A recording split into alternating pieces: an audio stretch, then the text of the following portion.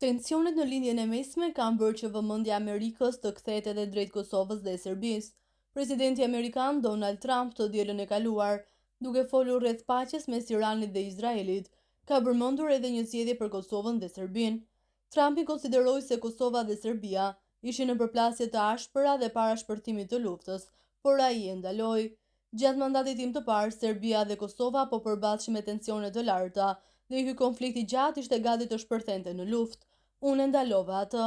Biden i ka dëmtuar perspektivat afatgjata me disa vendime shumë budallëqe, por do ta rregulloj përsëri, ka shkruar Trump.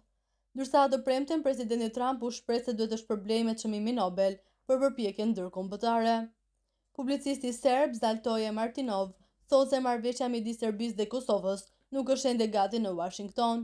Sipas tij, Kosova dhe Serbia nënshkruan marrëveshje të ndryshme me SBA-n dhe jo midis tyre.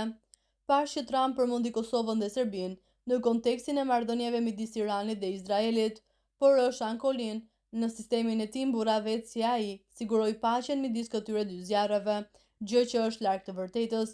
Lufta midis Kosovës dhe Serbisë është vonuar shumë, pati vetëm tension dhe incidente, por jo një luftë të vërtetë. Prandaj ai nuk nxiti një luftë me marrëveshjen e Washingtonit. Kjo është marrëveshje biologjike, që ju e dini se Izraeli dhe Republika e Kosovës njihen reciprokisht. Marrëdhënia midis Serbisë dhe Kosovës nuk është ende gati në Washington, përveç se Vučići tha gjithashtu Trumpit se do të zhvendosë ambasadën serbe në Jeruzalem, duke bërë Jeruzalemin kryeqytetin e Izraelit, gjë që ai nuk e bëri kurrë. Prandaj Serbia dhe Kosova nënshkruan marrëveshje të ndryshme me SBA-n dhe jo midis tyre, ka deklaruar Martinov. Trump me problemet që ka lufta midis Rusisë dhe Ukrainës dhe Izraelit dhe Iranit me tendencë për të përshkallëzuar. Sipas Martinov, nuk do ta kthejë vëmendjen e tij në Ballkan, por sipas tij politika e jashtme aktuale e SBA-s me Trump është rrënjësisht e ndryshme.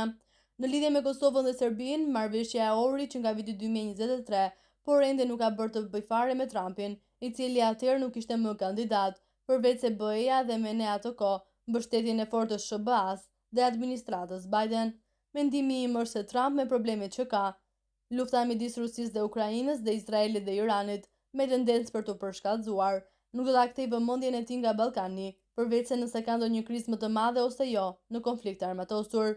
Politika e jashtme aktuale e SBA-s nën Trump është rrënjësisht e ndryshme nga ajo që kemi njohur gjatë 80 viteve të fundit të luftës së dytë botërore, është shprehur publicisti.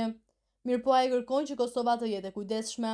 Kjo sipas tij, se Serbia lobon me republikanët e Trumpit, ashtu sikurse është dhe ambasadori i ri amerikan që ka rrjenjë serbe. Në fund ai shton se Trump do ta lërë Ballkanin.